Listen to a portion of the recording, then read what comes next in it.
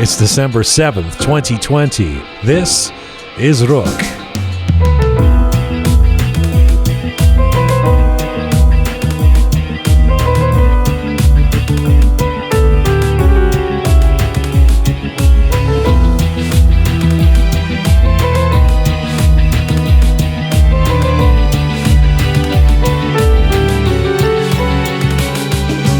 Well, he is an Iranian-German cinematic artist who is a master in combining animation with documentary. He's an acclaimed and outspoken film director, producer, and visual effects supervisor, and he is one of the people doing really important work with and for the Iranian diaspora, including The Green Wave, the seminal documentary about the 2009 Green Movement. But Ali Samadi Ahadi has been diagnosed with advanced leukemia despite his relative youth, and he's fighting to finish more film work while he fights cancer.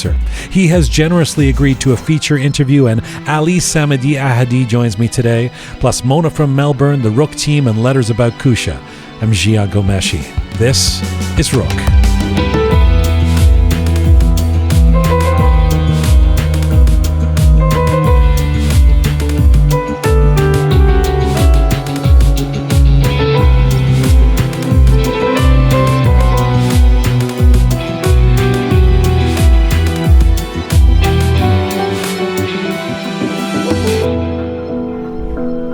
Hi there, welcome to episode number 68 of Roqe.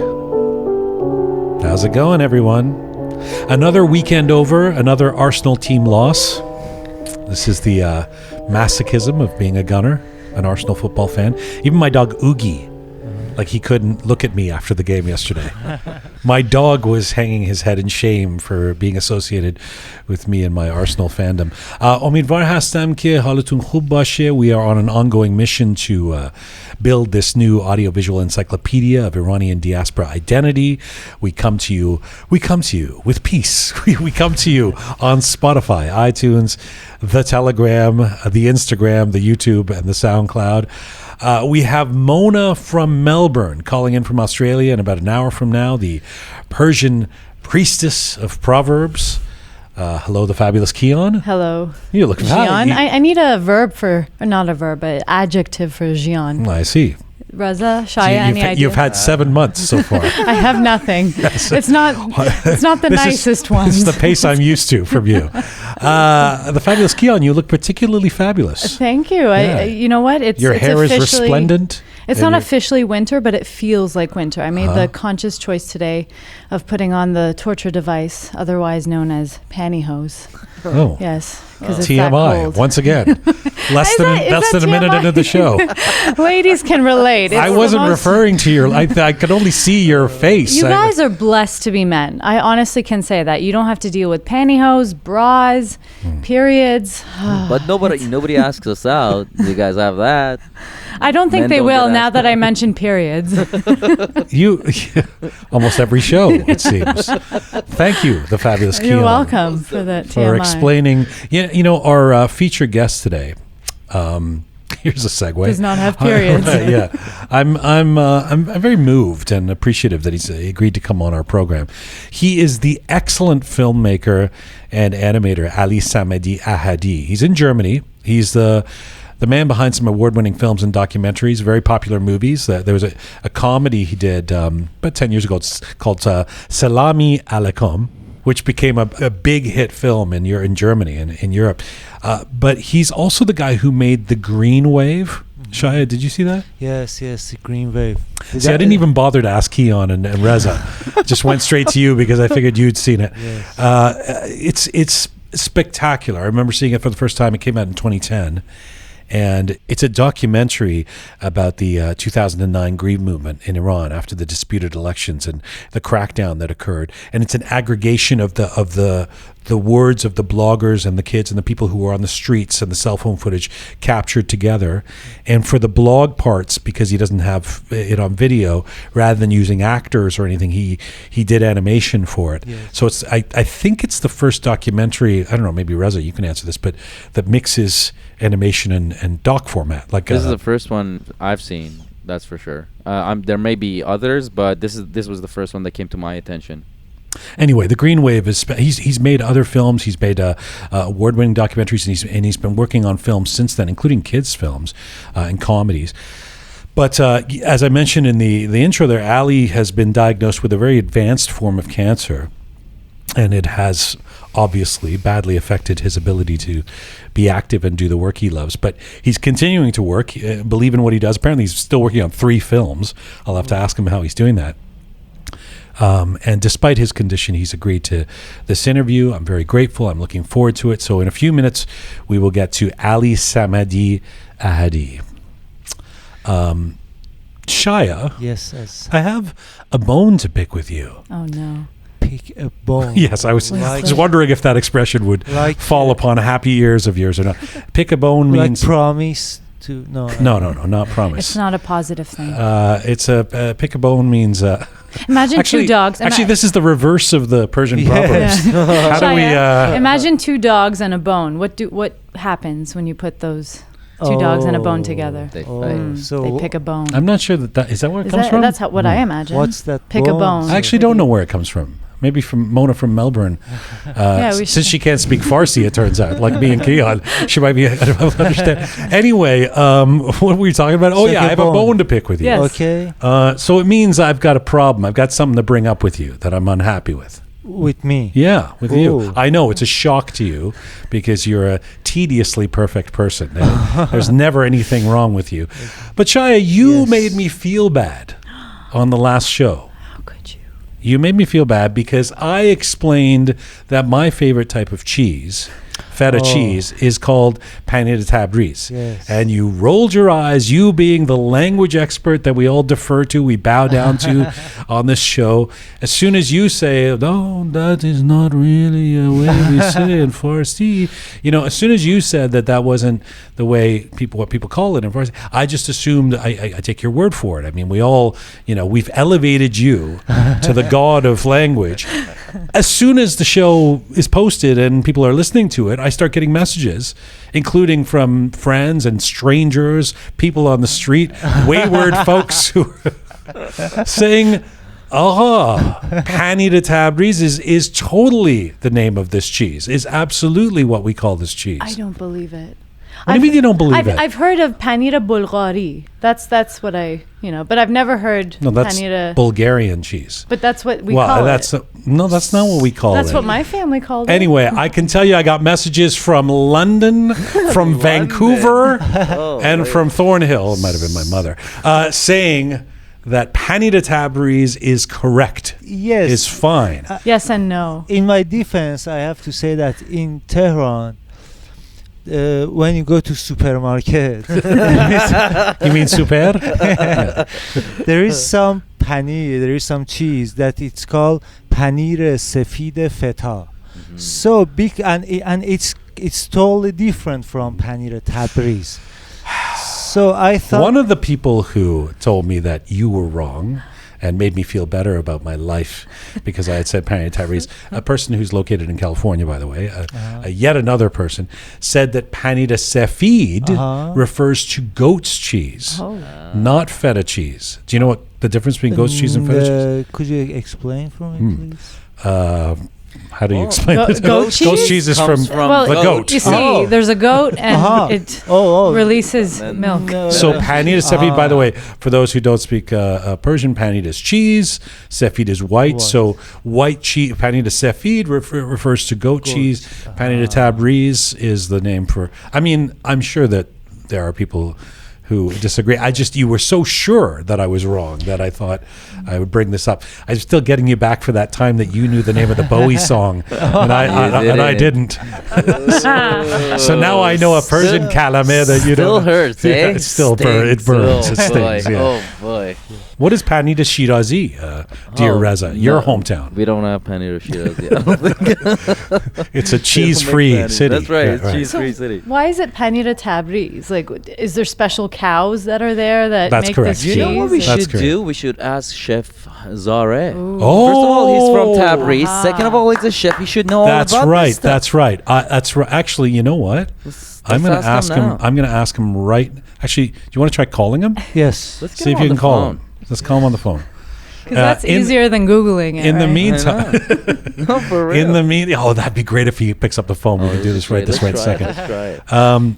In the meantime, let me say this: we have a special coming up. Jian.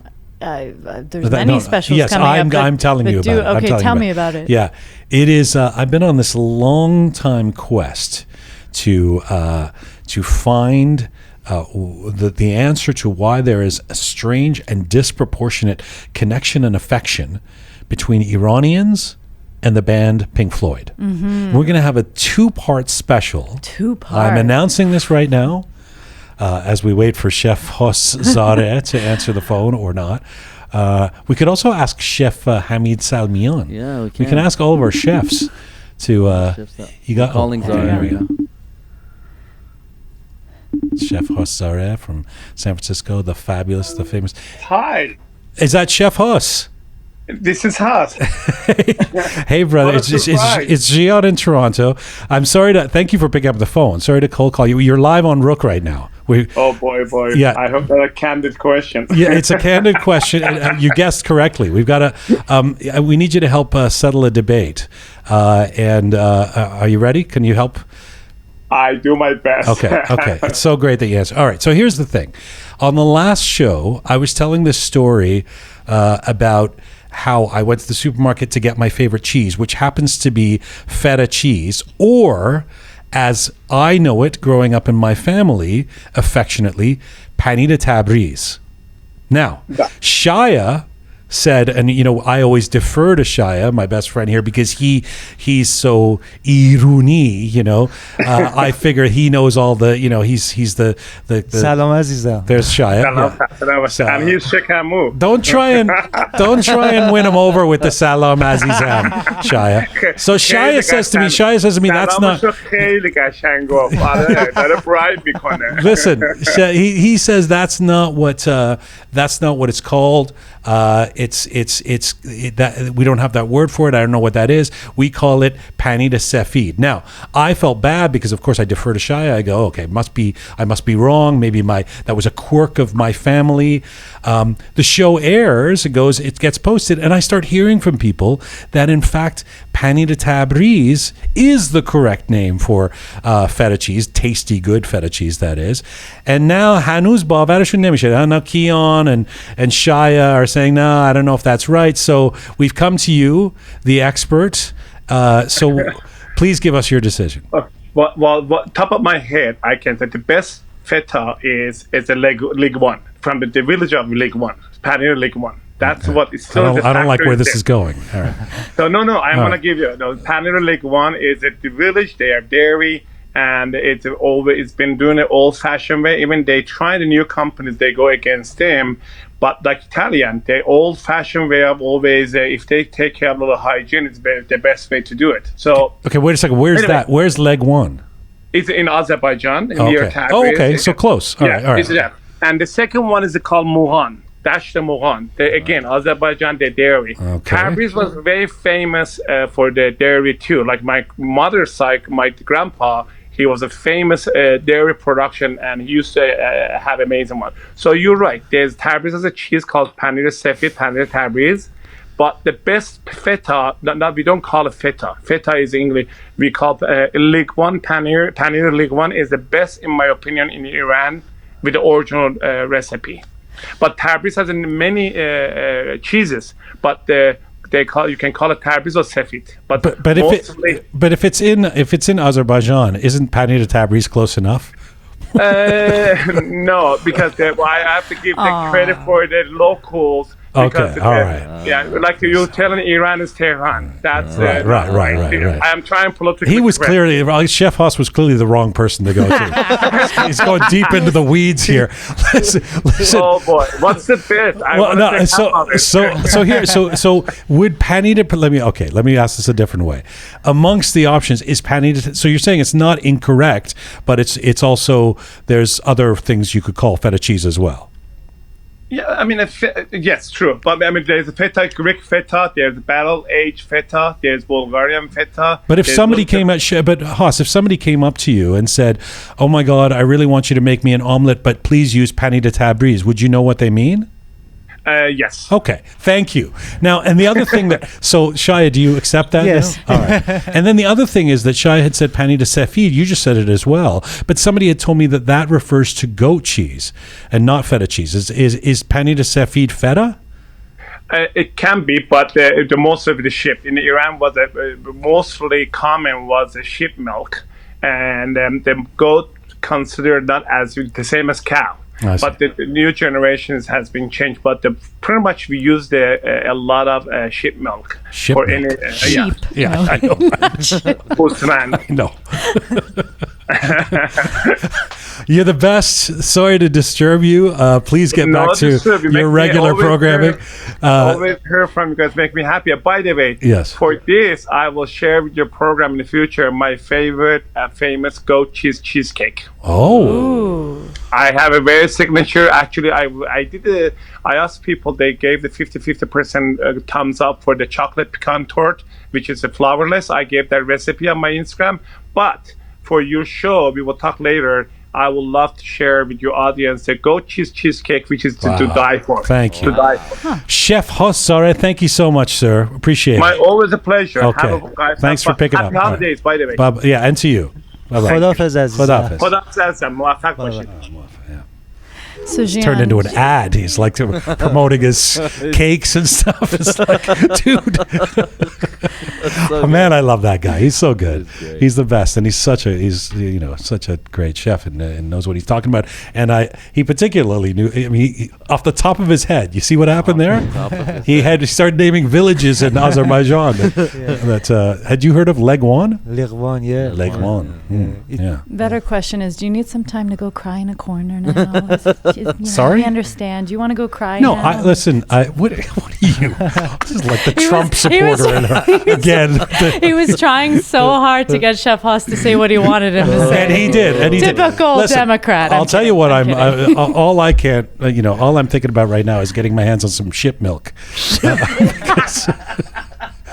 Because Milk was the best. Oh, man. all right. Anyway, I was in the middle of. Are you okay, Shaya? Yes.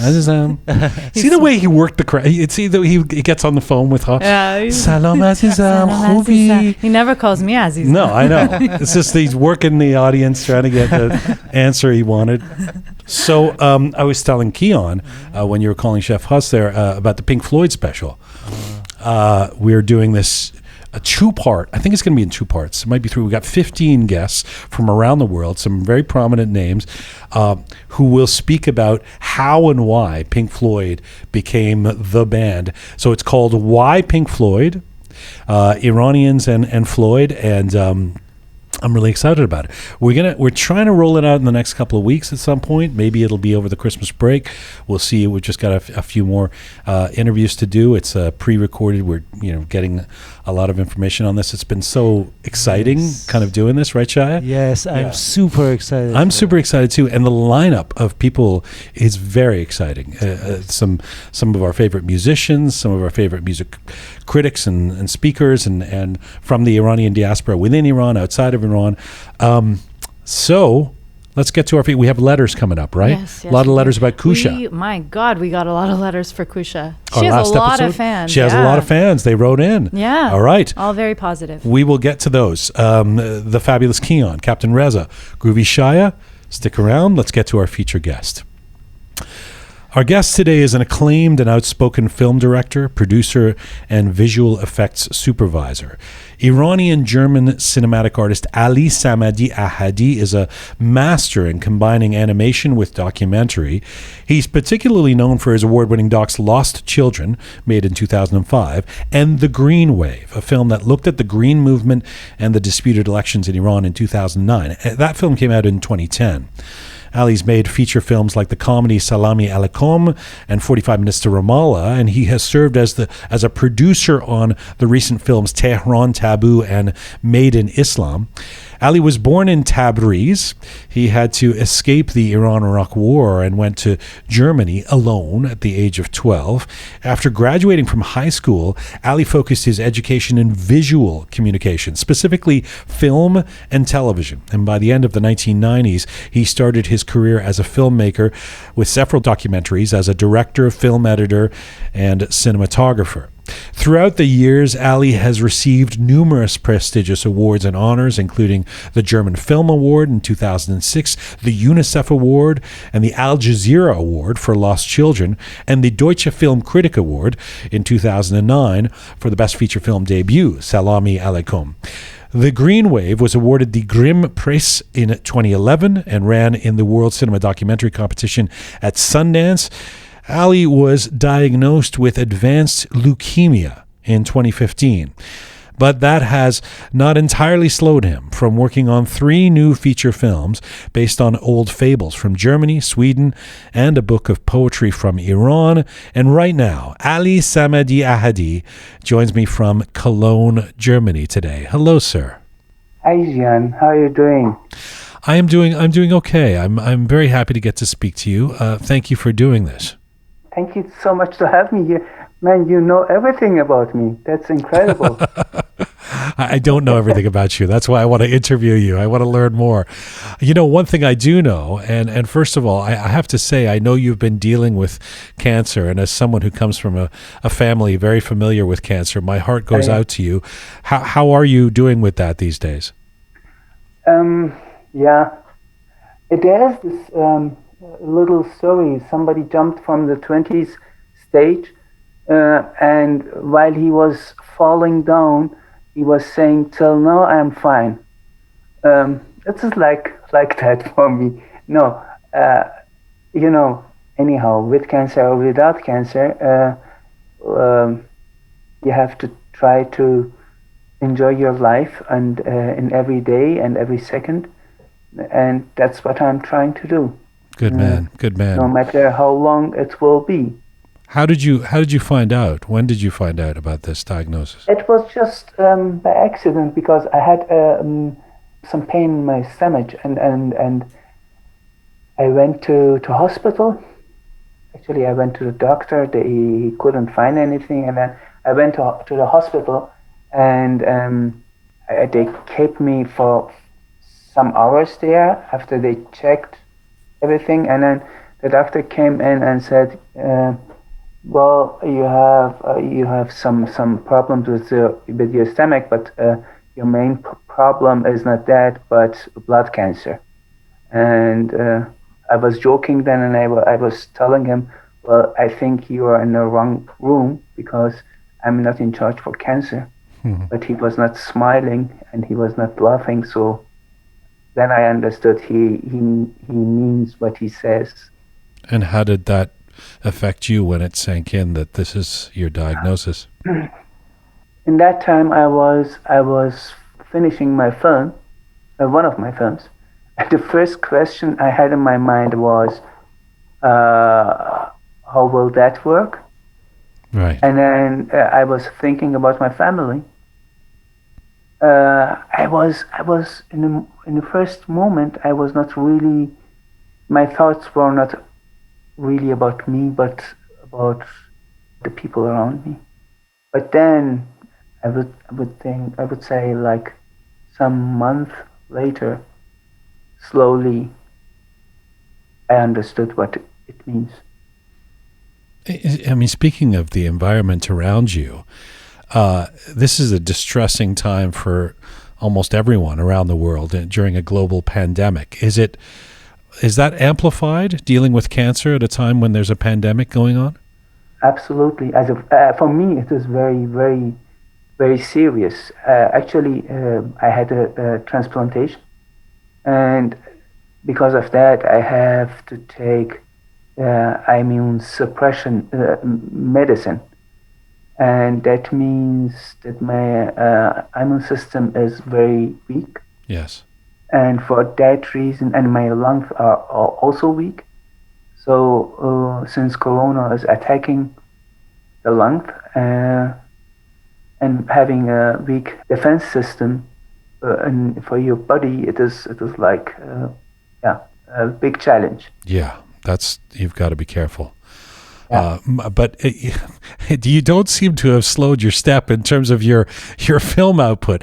Let me come back to how you've been coping, and by the way, the mini docs that are being made about you and your condition. I want to talk about that. But you've done such remarkable work in recent years, Ali. No one would think you've had any barriers to your career.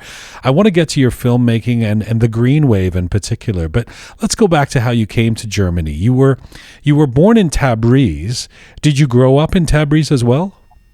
Yes, just the last 2 years.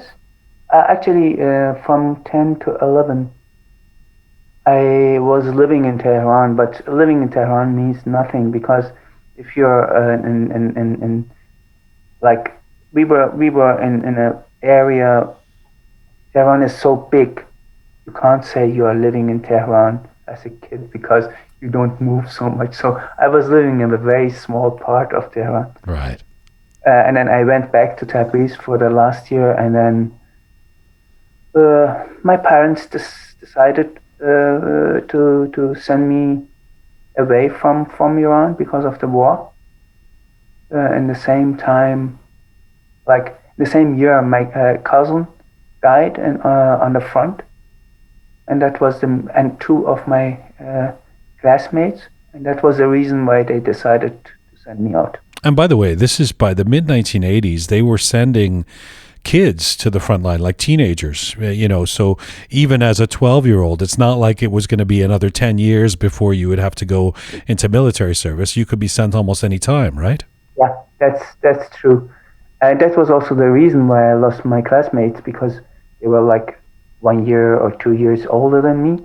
And they went to as a Basiji, they went militia to the front, and they didn't came back. That was in the time when Iraq started really heavily to use also chemical weapons, and Iran was running out of soldiers. Yeah, and it was the kids that they sent to the front lines too. Yeah, It's just outrageous.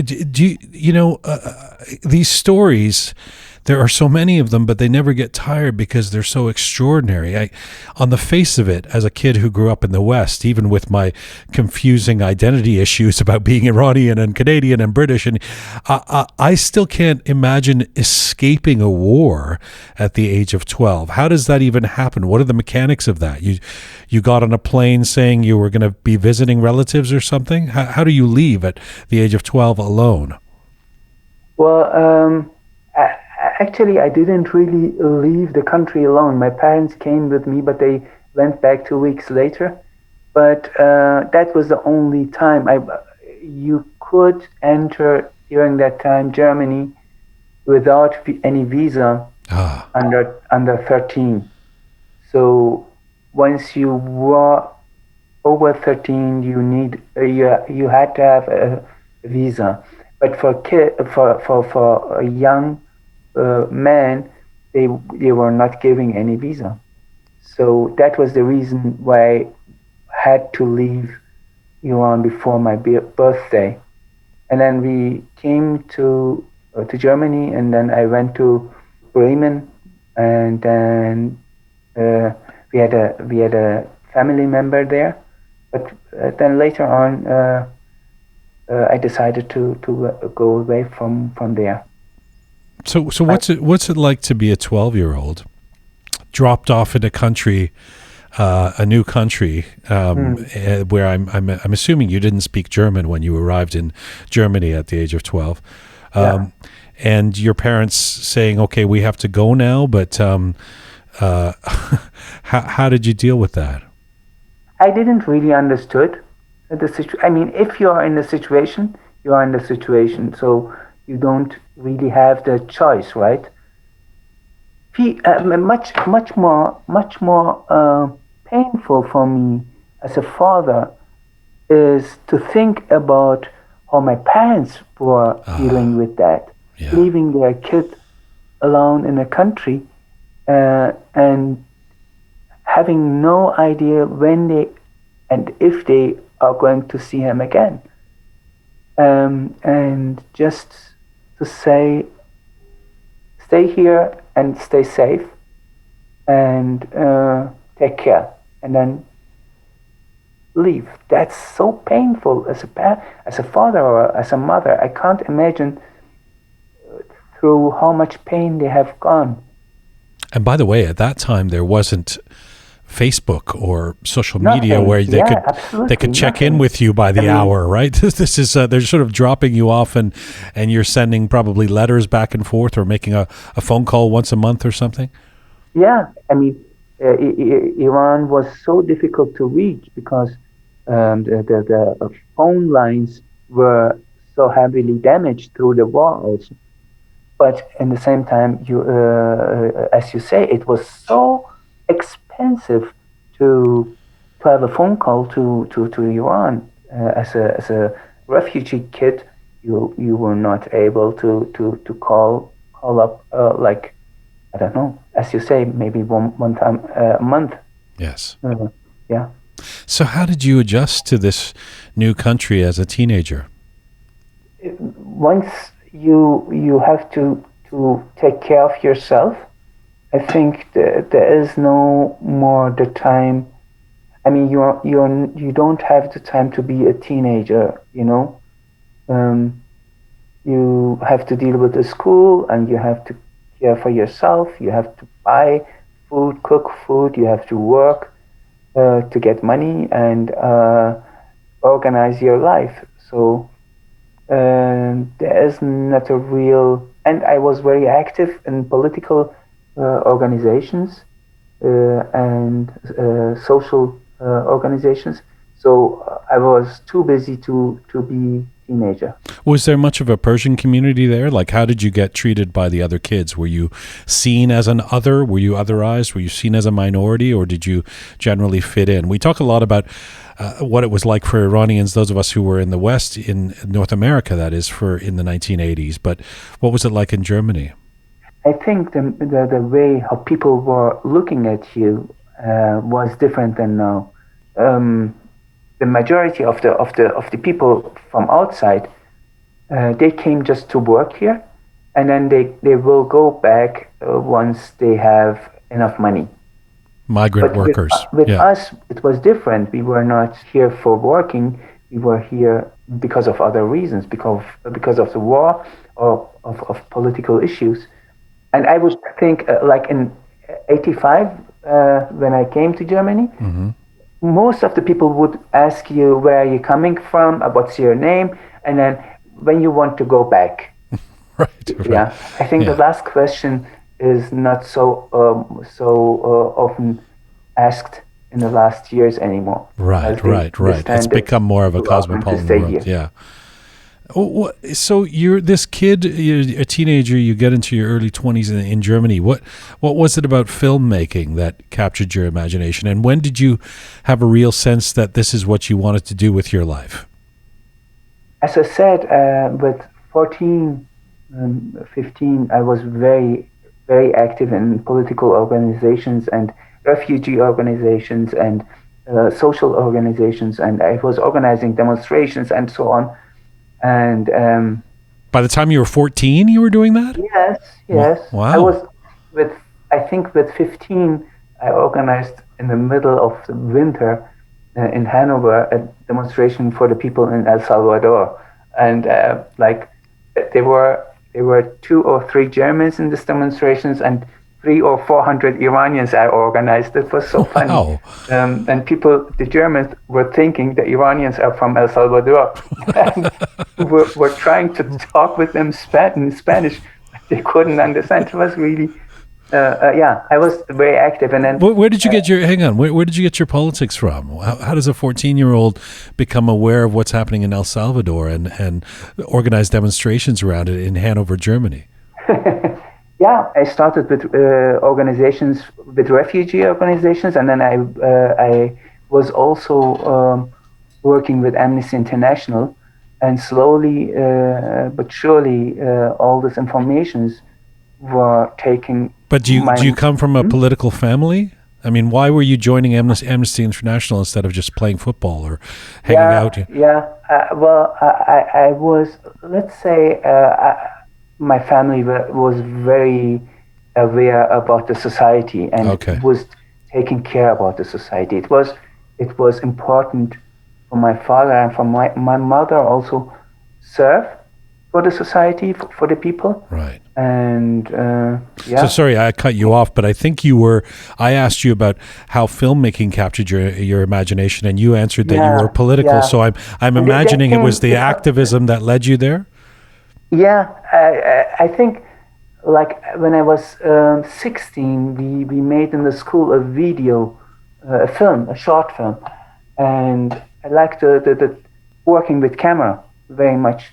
And then when the opportunity came to join a video club in Hanover, I jumped in and started to work from there. And then we made a film about racism in Hanover, and a short film. We were 3 kids, and we made this film, and suddenly it was in so many festivals. And I understood that like doing 3 minutes of a video is much more powerful than organizing a demonstration for against racism. Right. And from there, my enthusiasm grew, and then I decided to study film. Ali, so much of your work that people will know, whether it's a comedy like Salami Aleikum or a film like The Green Wave, a documentary, deals with identity, deals with being immigrants, deals with migration, deals with refugees, lost children, etc. I wonder how you see your own self-identity. I know in 1998 you started returning to Iran to visit. So this is in your 20s, but you didn't return to live there. You stay living in Germany. Did you begin at that point to self-identify as German? How do you see yourself? In German, you would say you're sitting in between of 2 chairs. I would say German and Iranian culture is part of my identity, and I think a human being has layers of identity. So I am a man. It is one part of my identity. My background is one part of my identity. My cultural background, my languages. I am Azari too. So it is also part of my identity. And all these layers make Ali. I'm German. I'm Iranian. Both together, and my heart is really beats for Iran, and at the same time also for Germany.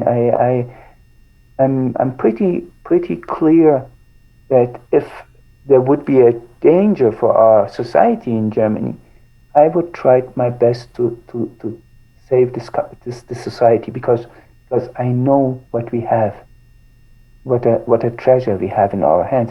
Because I know also people in Iran are really fighting every day for the same rights that we have in Germany. You know, just as a sidebar, there seems to be a real affinity for a lot of Iranians for Germany. And for Germans, I've never been able to figure it out exactly what it is. I mean, I hope it's not as reductive as just the Aryan thing, but you know, if I were to guess, I mean, you know, 3 out of 4 of my cousins, they root for Germany in the World Cup once Iran is out. You know, it's like an affinity that I would expect with a culture or a place like Italy, where we seem to have a lot more in common in terms of the family organization and the emotions and all of that. But have you found what it is that makes Germans and Iranians, or should I say Iranians, so fond of Germans and Germany? No, I can't say that for every Iranian, and I am not sure if all Iranians in Germany would agree with that. Right. But I can tell you, like, look, I became so sick, and if you look how the society took care of me, I mean, I didn't pay a cent for the whole treatment I got for my cancer. If you see that we are living for 70 years now in freedom, and peace. They have something to do. They have something to say or to give to this world. Yeah, I understand. And yeah. In 2005, you make this real splash with your film Lost Children about child soldiers in northern Uganda. You take home the Film of the Year award in Germany, and it really establishes you as a documentary filmmaker of note. Then in 2009, you come out with this feature film comedy, Salami Aleikum, and it's the funny story of an Iranian migrant who ends up in Eastern Germany. Yeah. By the way, it becomes one of the best-selling films in Germany at the time of its release. A huge success. It sounds a little familiar, given that I'm speaking to an Iranian guy who ended up in Germany. Was the story somehow inspired by your personal experiences? Yeah, of course, sure, but not like in every detail. But yeah, it is about identity, and it is about how two families which have lost their identity. One is Iranian, which had to leave the country, and the other one East German, who suddenly lost the whole system, right? And the Iranian is like he was a general in during the Shah time, and the revolution came, and no monarchy is existing. So he lost also the system, but also his country. And suddenly these two families comes together and understand through the film, during the film, that they can build up their own identity together. Yeah. It's a fun film. It's this combination of myth and reality and film and animation. It's got Iranian dances and songs. It's a fun atmosphere for the audience. Was the intent to provide some sort of, in terms of its tone, some sort of counter-narrative or corrective to how the Western media has often presented Muslim refugees or our stories as either desperate or dangerous even? I think, first of all, I made it for me and for people, Iranians and East Germans. I did, and for me there were 2 points. One of them was losing the identity, or losing part of your identity is so painful, and starting to laugh about the pain means you get distance to the issue. And when you get the distance, you can get also an overview and a top view of the issue, and you can deal suddenly better than being in the middle of the pain, being in the middle of the issue, of the topic of identity crisis. This theme is. For Iranians also, but also for the East Germans, was a problem to be in this pain and not to be able to laugh about it. And then the second point was, Iranians in diaspora don't trust each other, and they don't talk to each other. But if you want to call us Iranians in diaspora or anything, if he think about Iranians. I mean, what is Iranian? What is it to be Iranian? Beside that we eat all sabzi or chelo kebab. Right. What makes us? What brings you from Canada and me from Cologne together?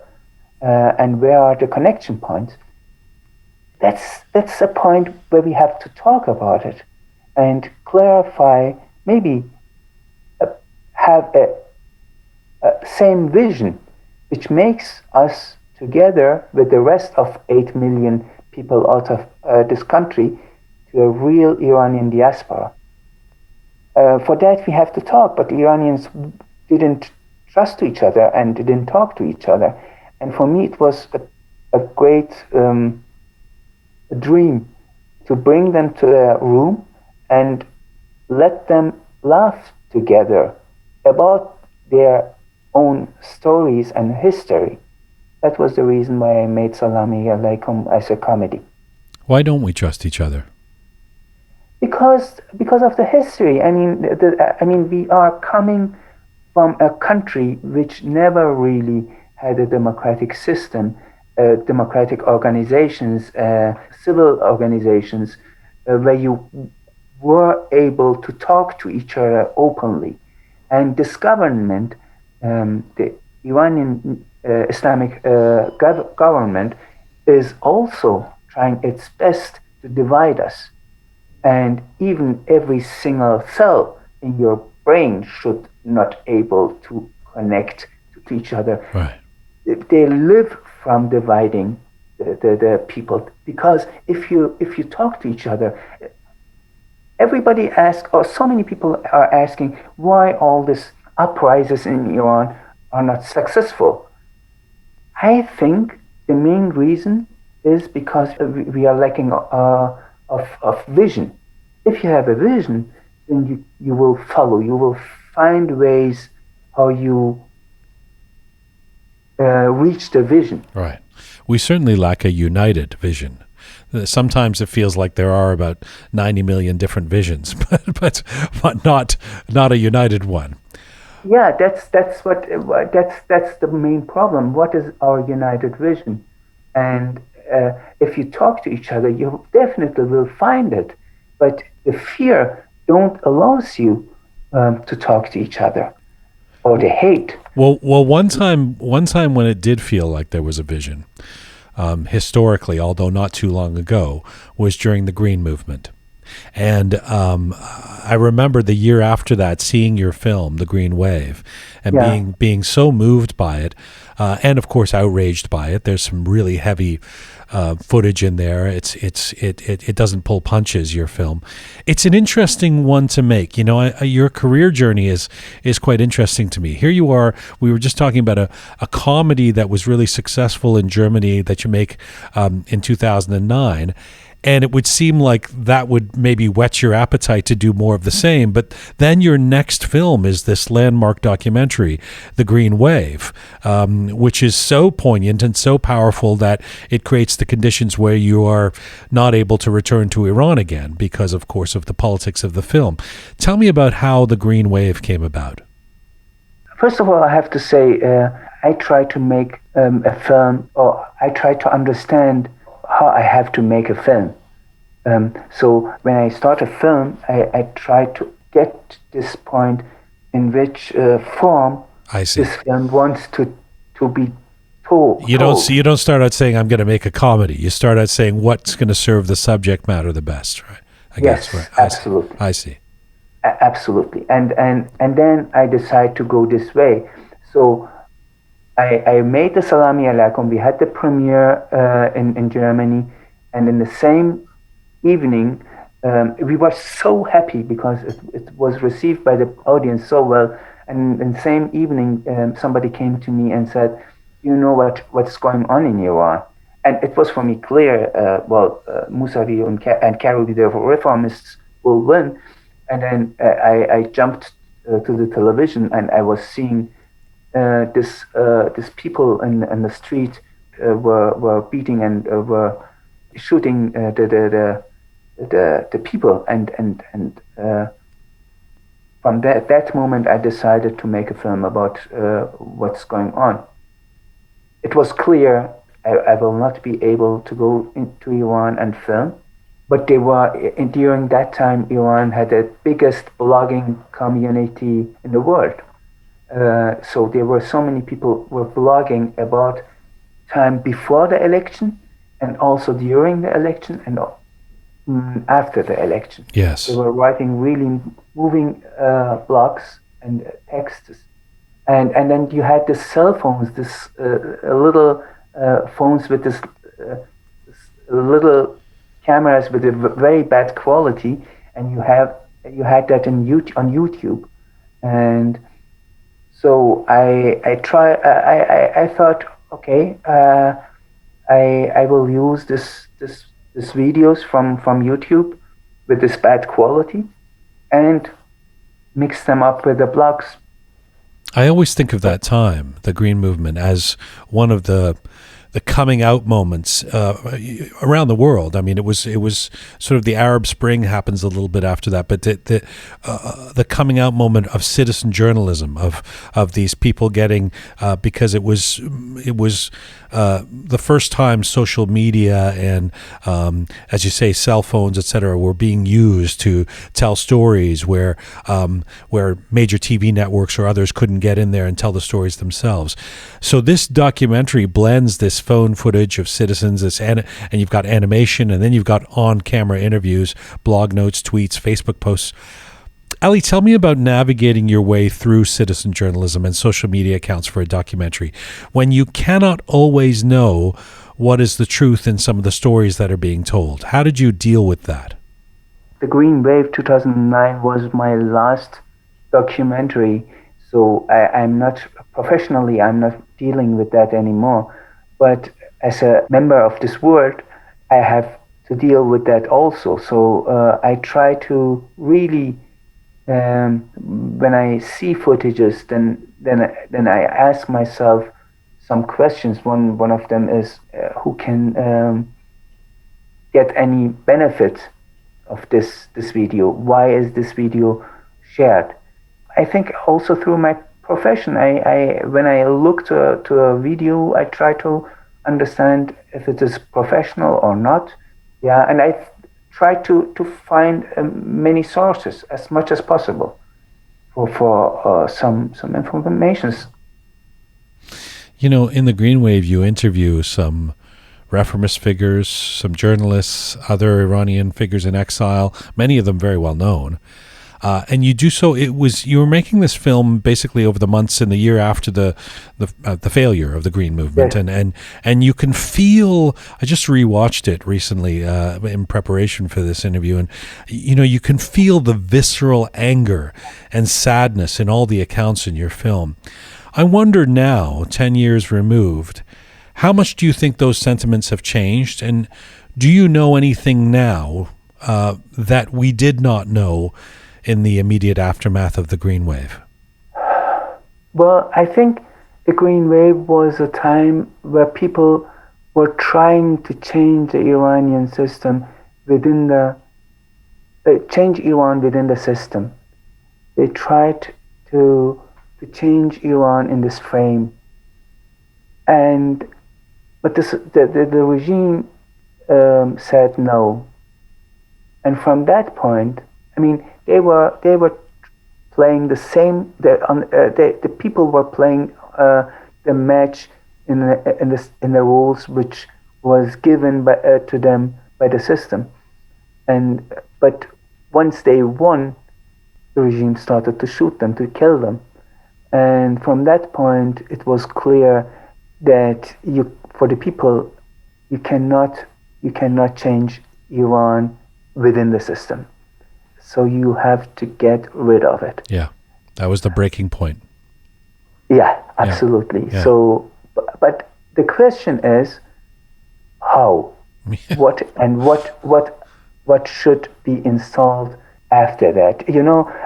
I was a kid when the revolution took place in Iran, and I know people were saying everything which comes after this regime will be better than that one.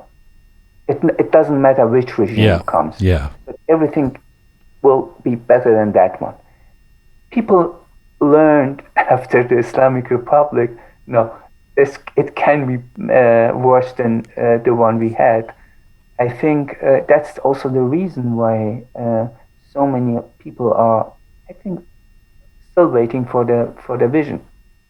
And to be honest, I think the Green Wave was a moment where people had this vision, as you said, with Mousavi and Karoubi, and nowadays I would think they can't trust the system anymore. Did the Green Wave ever get screened publicly in Iran? I'm guessing no. No. What impact did it have in Iran? I think people were watching it through satellite. In the day when Arte, the German-French television was screening it for the first time, the whole website of this TV channel was green, and the Green Wave was on the front side. So it was really moving, and people from Iran, like thousands of them, were writing to the TV station to tell them how important the film was for them. And we had the premiere of this film in Hamburg Film Festival in the front of 1,300 people. And to be honest, as you said, it was like 10 months after the uprising, Yeah. when the film was screened. So we were working really hard to finish it for the anniversary of the votings.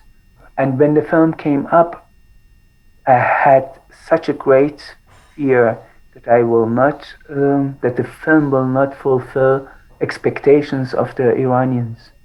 When the film finished, in the whole cinema, like 1,300 people were just cried. I started to cry because I was afraid they didn't like it, and then they started to do you say applaud? Yes. Yeah, for 10 minutes, and I was just crying on the front of them, and it was very moving. Yeah, it is a very, very powerful film because it's anybody who remembers that time, and certainly anybody who was there, I can imagine, it is you're seeing the footage, you're hearing the voices, you're seeing the what we actually all know took place, and this combination, this thing you do with animation, is very powerful. How did you know that using animation in this case would work rather than somehow diminishing or trivializing the importance of this event? I didn't know it, Jian, to be honest, and I didn't have any reference for that. It was the first film which was made in a collage of animation and footage together. So before that, we didn't have a documentary animation collage with footage. But it was the only way I could tell the stories of the bloggers.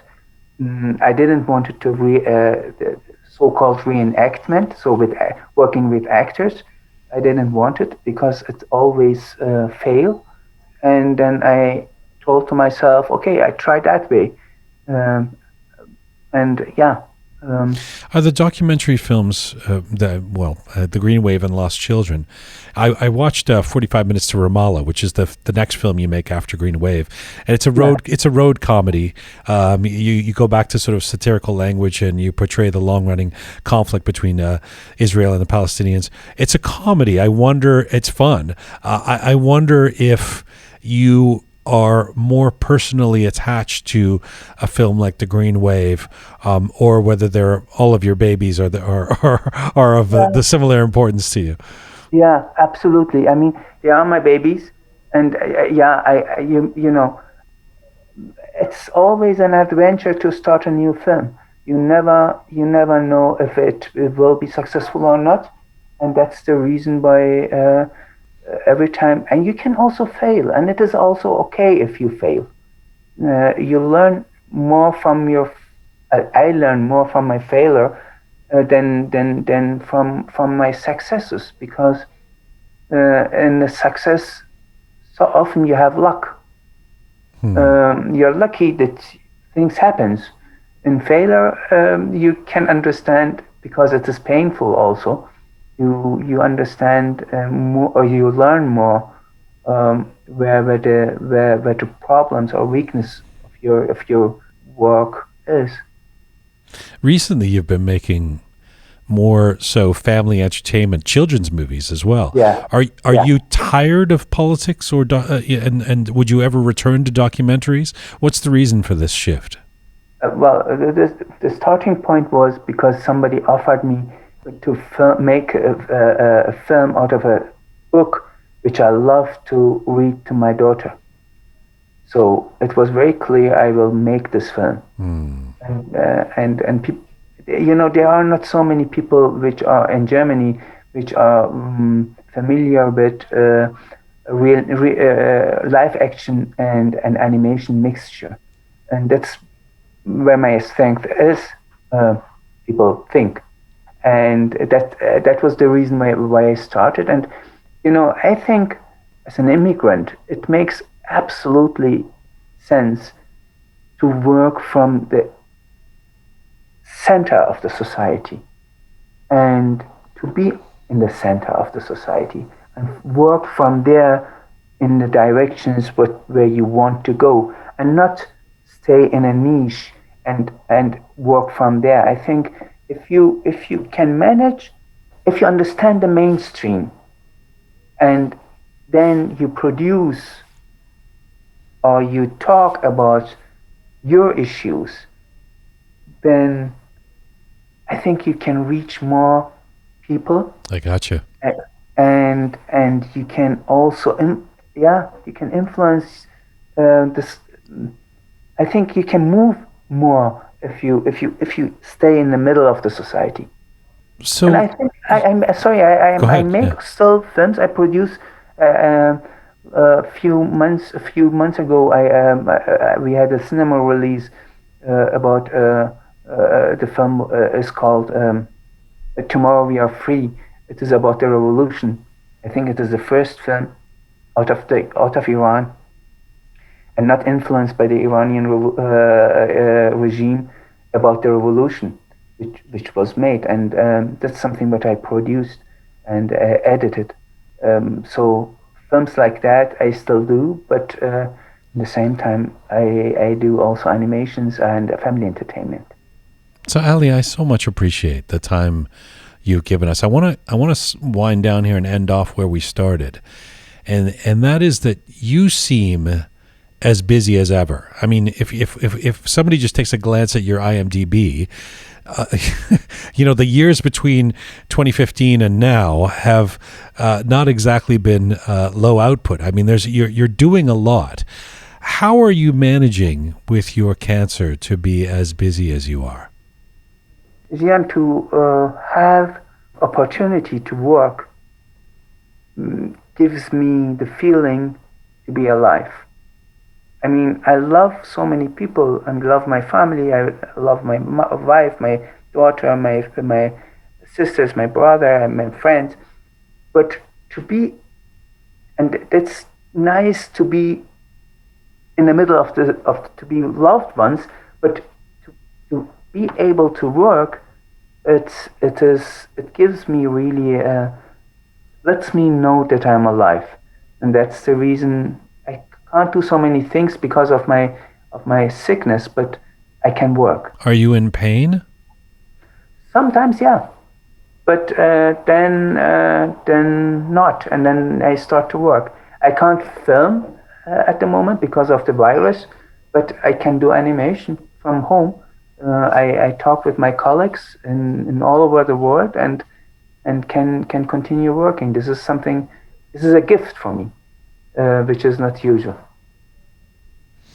You are sharing your story as a cancer patient in these little mini documentaries that your friend, a journalist, is making about you. Has sharing your story affected your journey through cancer? I don't know.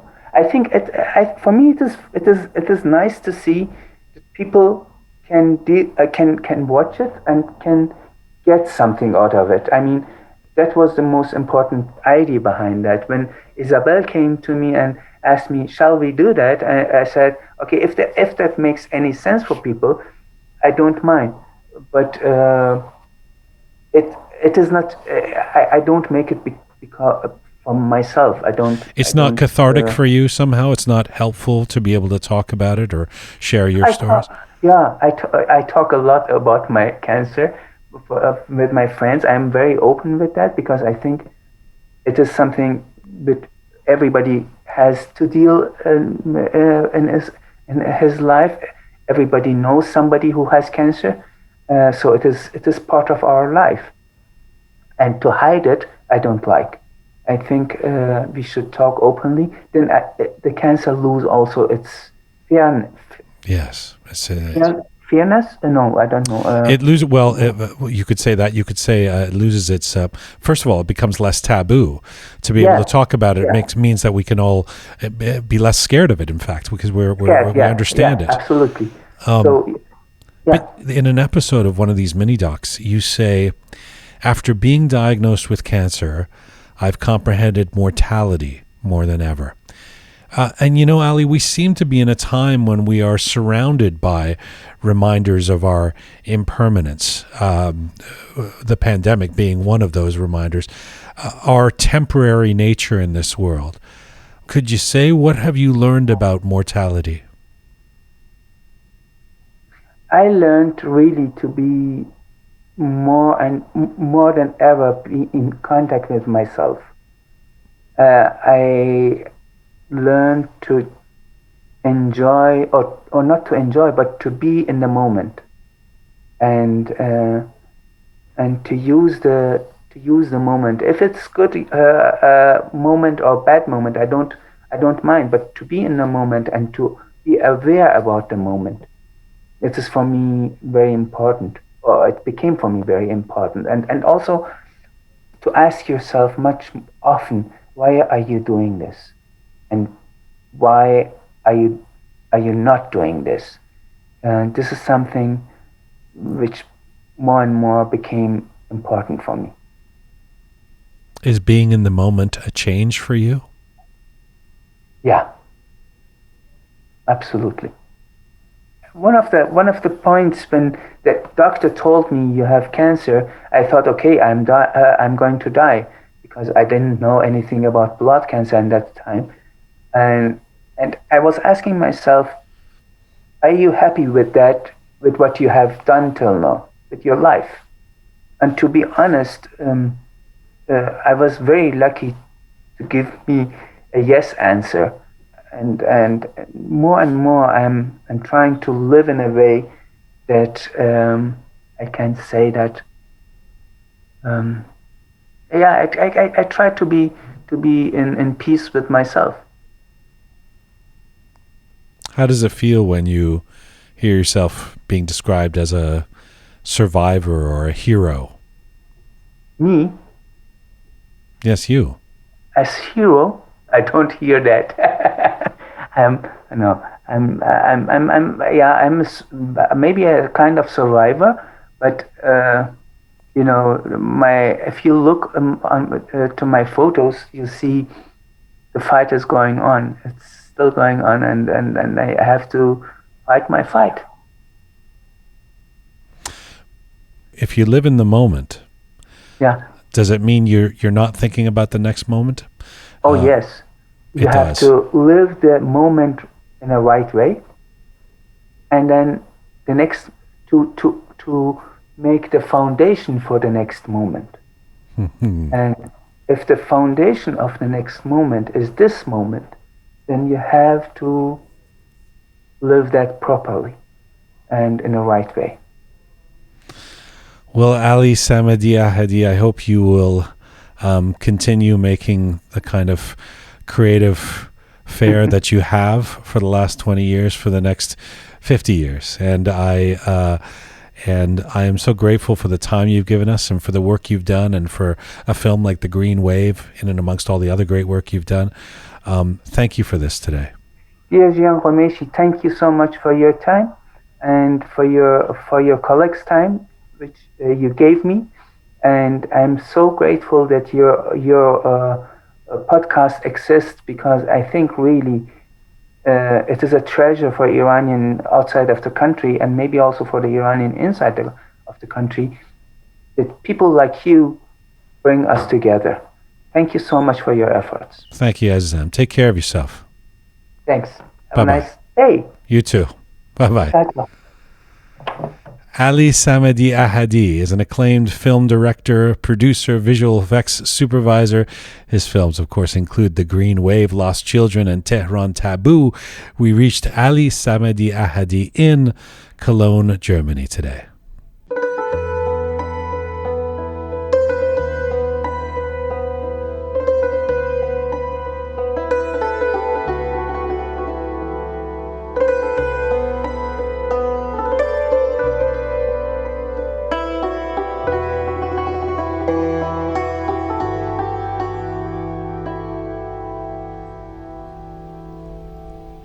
Okay, back here with Captain Reza Grubishaya, the fabulous Jian, Ali Samadi Ahadi. Wow, I was very moved doing that interview. I really appreciate the perspective that he has, and what an amazing soul he is. Yeah. Yes. Yeah, he was a sweetheart. I was tempted to watch again the Green Wave, Yeah. and, but I'm sure this time I will watch it with different eye. Yeah. Yeah. Yes. I love Reza as a guy who makes films yourself. When I was asking him, how do you flip back from comedy to documentary, from this to that, and he said, he does what serves the material, what serves the content the best. And I have this image of so many filmmakers who are stuck in their kind of, this is my genre, this is how I do things, I am Tarantino or whomever. Yeah. And it was interesting to hear a perspective where he says, I'll do whatever I think is the best with the material I'm working with. I love that, and that's a true artist that's how a true artist would describe their process, essentially, because there are no rules. I mean, there are rules, but you got to learn the rules like a pro, and then be able to break them to be able to create interesting and innovative work, and you can see that in his work and in his thought process. I really like that. One thing that I found very interesting was when he said, when he left Iran when he was 12 years old, and he didn't need a visa to go to Germany back then. I mean, it has nothing to do with because he was under 13. Because he was under 13 Yeah. back then. But now you do. It doesn't matter what age range or what your age is. But back then you didn't need a visa to under the age of 13 to go to Germany. That was very, very interesting. Although it's kind of also not macabre, but difficult. They take him there because he's just under 13 to get him to be able to get him into the West, into Germany, and then leave him there, And but we've heard this Germany story a few times now. A few guests, I think of Bita Millennion and some other guests who Navid Nagapon, who came through Germany, and that's probably part of it. That there was more lax kind of visa rules for a while. Jian, did you want to say something about No, Ali? I was just going to say, I agree with Reza. That part really stuck out for me. It was during the Iran-Iraq war, and for parents to make the conscious choice to leave their 12-year-old child in a foreign country, not knowing the language, no access to, back then there was no Facebook, there was no email. Was there even emails? I don't think so. Email. Was there? Yeah. Just but, starting. just to do that, it just goes to show that he was better off at that point in life to be in a foreign land rather than be in the country where a war was going on and they were sending child soldiers at the front lines like that. That really broke my heart. Yep. And the point that he was talking about being present in the moment, it's a reminder that we're all mortals. We're not going to live forever. So this wonderful man that has so much more to give the world, he has limited time left. So it's just a reminder for everybody to make the As most do we of all. it. And we just our limited time might be slightly longer, but Exactly. it's all limited time. So that really stuck it's we are impermanent beings. Yeah. Thank you, guys. Listen, it's Monday, so I have to say, each week she enriches our lives by teaching us language that we did not know, at least some of us. So she completes us in our mission to be perfect English and Persian blended specimens. She's the person behind the popular Inglisi Farsi Instagram page, but as importantly, she's the Persian priestess of proverbs, the Australian sage of sayings, the wondrous woman of words. She is Mona from Melbourne, our resident Roqe wordsmith, and she joins us right now from Australia. Hello, Mona. Hello. امیدوارم خوب باشین. Thank you very much. Your Farsi's gotten so much better since last week. Well, it's just listening to you guys. I know. By the way, Mona, do you know what country, the number 5 country in terms of the most Roqe listeners in the world is? Number 5. Yes. Lucky number 5. Can I guess Australia? You are correct. It is Australia. Awesome. Our number 5 biggest audience, which is kind of a big deal to us because you're on the other side of the world there. It's somewhere, it's Canada and the US, and then Iran and Germany, and then Australia. Wow. We're a growing population of Iranians, I feel. I think they are either that or just curious Australians who want to know what this Roqe is all about. And 62% of our overall audience is female. So maybe they're just all tuning in for Mona from Melbourne. You know, this is this is part of it. That's very sweet. That's very kind. Mona, what are you bestowing upon our imaginations today? A word, a saying, an idiom, a proverb? Please do tell. Pray tell. Today is a proverb, and I'm actually going to flip it on its head this week. So normally I start with the backstory, but this week I'm going to start with the proverb itself in English. And then we're going to flip it back to the Persian version and see if you and Kian can guess it. Because I think Shai and Reza probably know it. Okay. But I'm going to try and see if you guys have heard of it before. It's quite a common saying, but it does have quite a deeper meaning when you do go delve a little bit deeper. Okay, so you're going to give us the English version of it? Yes, and a few other languages have a common saying in their own versions, and then we're going to try and guess the Persian version. All right.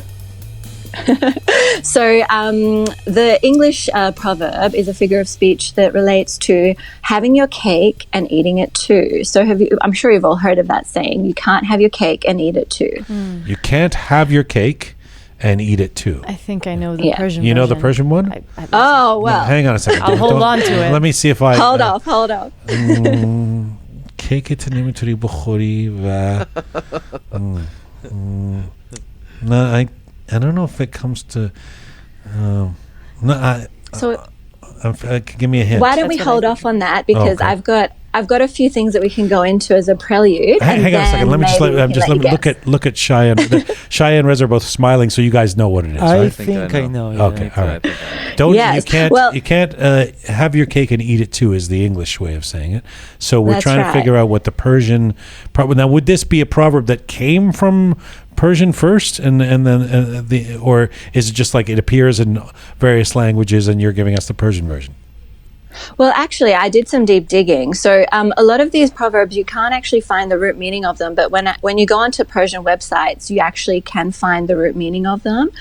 So this originated like in 1538 in like English literature, but the dates are quite vague in the Persian literature. So I can't actually identify who came first. But I know that a lot of cultures have this similar saying, and it's interesting because the emphasis is on different items. So in the English culture, it's about, English tea and having their cake and eating it too. But in other cultures, it relates to different items that they find or place an emphasis on. Okay. So it's really just about trade-offs and opportunity costs. So, I think a lot of proverbs talk about wealth and health and destiny, and I guess this is no different. So would you like me to share the different languages and different emphasis they have, and then we can go into the Persian one? Yes, of course. Before we get to just don't give us the Persian one, because I want to see if Kian guessed it correctly. Yeah, I want to see if Kian got it too.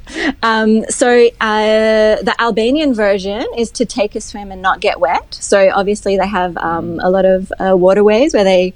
Yeah, obviously that's something that relates to them. So you can't take a swim and not get wet. Is that really the same thing as you can't eat your cake and have your cake and eat it? Yeah, that's right. That's true. Okay, yeah. In Bulgarian, they talk about you can't have a wolf fed and the lamb intact. So I believe they're quite into their meats. Right. And Panita Bulgari as well. Yeah. That's right. Or Tabrizi in your instance. Thank you. So yes. The Italian version is to want a full barrel of wine and have the wife drunk. Wait, what? Weird one. What? You can't say it again? So you want to have a full barrel of wine and a wife that's drunk. Meaning? So you can't have a full barrel of wine without letting your wife have a taste. Right. Very unusual. I That's thought that was interesting. So the English were trafficking in cakes and the Italians in wine. That's correct. Right. Okay. So I thought maybe Kian, would you like to enlighten us? As So to you were saying it's a something you have with tea. So it's like the baklava, zulbiya. Close. It's on a tree. On a tree. It's Angur. It's a fruit. It's a fruit. It's dry. Oh, keshmesh. No. Close. In the same family. In the dates, middle. right? Yes, Dates. yes, there you go. Now What can is you date? give it? Hang on. Khorma. It's something to do with God and dates. خدای خورما رو نمیتونی no wait what dates and God you can't have the khorma and also share it with God. I don't know. Close. هم خدا رو میخواد هم خورما. Yeah. Is that it? Yeah. Yeah. Oh wow. Bravo. I'm Keon, so look proud. at you. Look at you hit Look a at home me, run. But now hang on a second. Let's just deconstruct this. This For the is very non-Persians, interesting. where the literal translation of that is this guy wants dates and God. So how does that make sense? Because the English is very easy. I mean, it's you want to eat your cake and yeah. Well, it's interesting because originally on the superficial search that I did, it said that it was only because they rhyme. So khoda va khorma, they rhyme. But when you actually look deeper, it has a root in an Arabic tale that talks about a tribe that was very poor and they made their idols out of flour and dates and they worshiped them. But unfortunately, one year there was a really big famine and a lot of people were hungry and desperate and they started to divide the date god and ate it. And it talks about how, well, that saying then evolved into the Persian saying of ham khoda mikhai ham khorma. You can't have both God, so the idol worship, and the date too. So that's where the origin came from. So from this tribe in an Arab nation that had to decide between worshipping God or eating the dates to stop themselves from starving. So it actually has an interesting origin where originally I thought it was just because it rhymed, but it's so the application would be same as so somebody is overstepping, somebody wants too much, somebody's being too porru, and you say greedy, you say ham khoda رو میخواد ham khorma. Huh? Yeah, that's right. Wow. Exactly. So we always talk about opportunity cost. That's right. It's interesting. There's a whole history to it. I just thought it was what it was. But that's great that you knew. How did you know that, Kia? My mom says it a lot because I tend to be greedy, I guess, according to her sometimes. So she's like, ham khoda رو میخواد ham khorma. Wow. I guess you're not as greedy. What if you're not that religious and you're not that into dates? Like, I don't really want khorma or khoda. Then you just have the cake and eat it. You're right. Well, you find the Jian version. That's right. Thank you, Mona from Melbourne. And do you want to say anything about that, Shaya? Did you know that story? Actually, I thought before Mona explained, I thought it must be related to the getting fast. I mean, in fasting. Yeah, and so you cannot have somebody was hungry and right. That would make sense. They want to eat khorma. You can't respect the Lord while you're eating during a fast. But after Mona explained, so they both work. Yeah. Mona from Melbourne, have you cross-checked this with your mother? Because she's the only one I trust. It's actually interesting. My mom said it all the time, just like Kian. She said ham khoda mikhai ham khorma, like very much growing up because I wanted it all. And both my mom and dad said it all throughout my childhood, and it's interesting because I never really looked at the root origin of it, but fact checked for sure. Mom and dad, seal of approval. But can I just say, if it's a bit, maybe I'm being too pedantic, but in English it sounds like a proverb. In Farsi it doesn't sound like a proverb. It sounds like you're because in English it's prescriptive. It's like you can't have your cake and eat it too. But in Farsi you're not saying it the same way. You're saying, oh, you want this and you want that. Right? I mean, I guess it means the same thing. Doesn't sound quite like like you'd have to say it like کسی نمیتونه خورما رو داشته باشه و خدا رو داشته or something like that. It would sound more like a proverb. That's true. Actually, it is a little bit nuanced in Persian. Right. Just in the way it's said. But I'm far too in the weeds for that. Mona Kiani, Mona from Melbourne, you're the best. Thank you so much. And we learn from you. We will see you next week. Sepas. Thanks, everybody. Take care. Bye. Bye, Mona. Bye. Khodafez. That's Mona from Melbourne. Find her page at Inglisi Farsi on Instagram. Inglisi Farsi on Instagram. We link to it from our Instagram or from our YouTube. It's right there on the screen right now if you want to copy that down. Mona from Melbourne joins us every Monday. It's Monday, and right now, it's time for letters.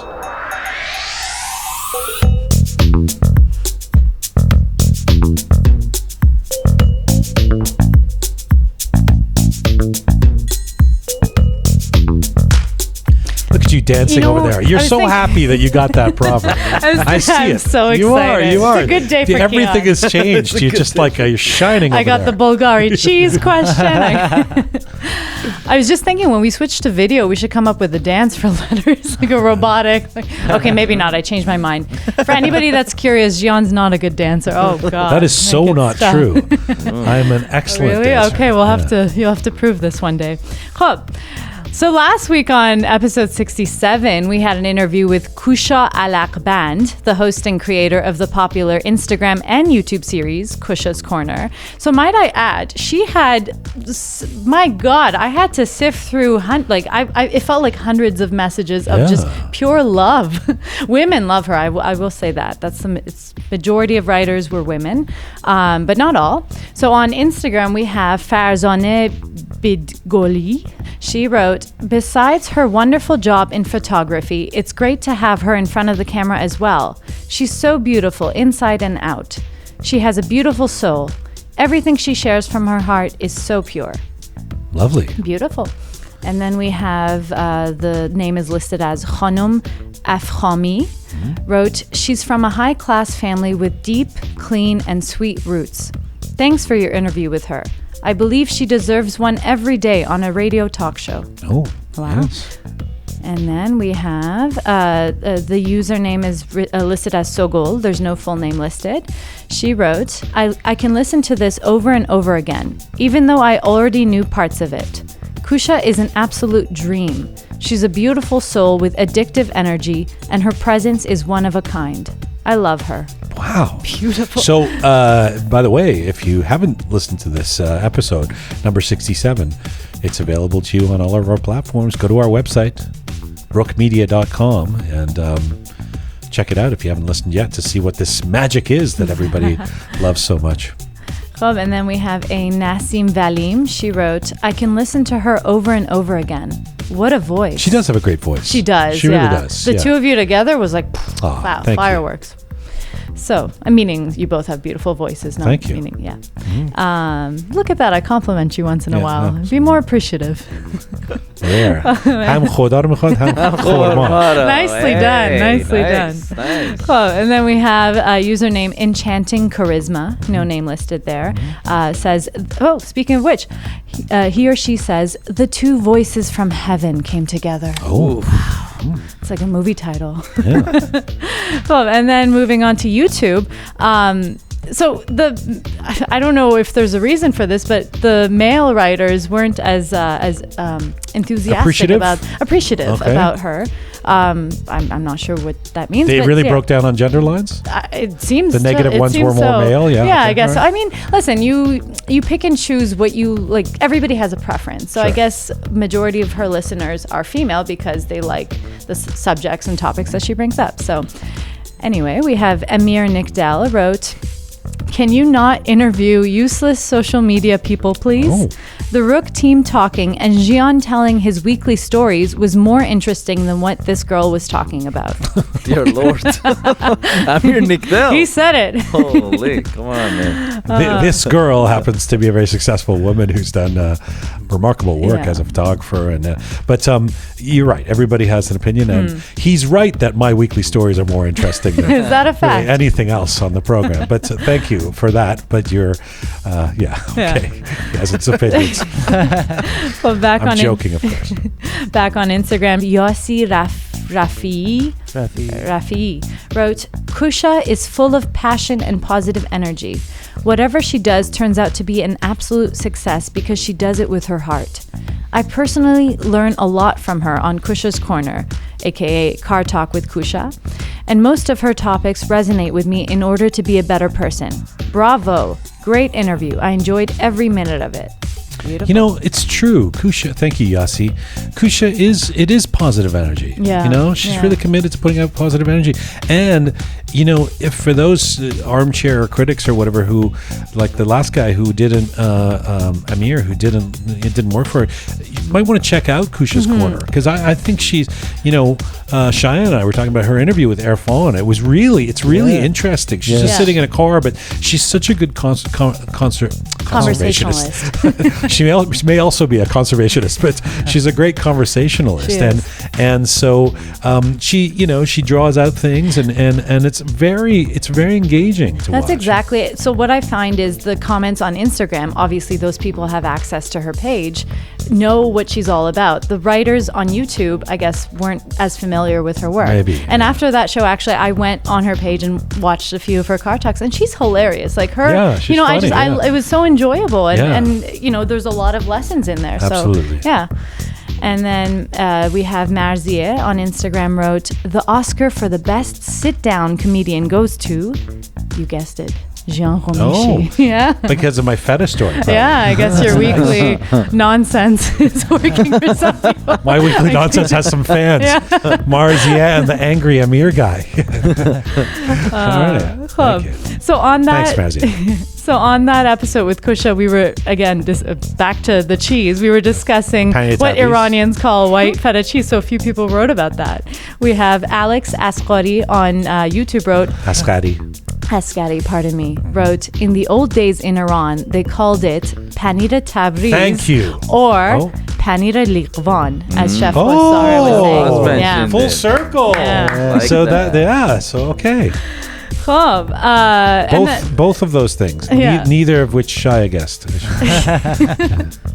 Well, on that same episode as well, we were wondering what the Farsi, the Persian word for metalhead or hooligan was. I was talking about the guy who was behind the counter when I went to get the panira tabriz, and he's kind of a rocker guy with the stringy, greasy hair and everything. It all comes full circle. Metalhead. So what do we got? Yeah, so we have a Sepid Homa wrote, hooligan should be asholash. Asholash or asholash? Asholash. I'm looking at you, Shia. What do you think?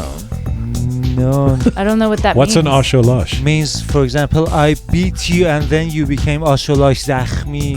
Beat up. Asholash is beat up. Like oppressed?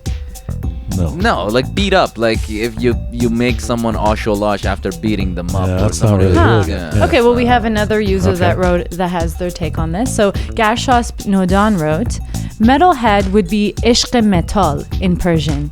It's a popular word. Hooligan as a word exists also in the Persian language, and an alternative would be obosh.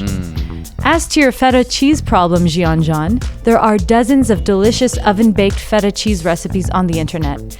This way, you don't have to worry about being exposed to the germs. Wink. You mean create my own feta cheese? That's true. Good Lord. You threw out feta cheese because you thought the person serving it was... I suspect it was teeming with COVID. Correct, Why didn't you just bake... And look how healthy I am. You could have made a feta cheese pizza or something. Well, that's really interesting. So, obosh? Obosh is the word for hooligan.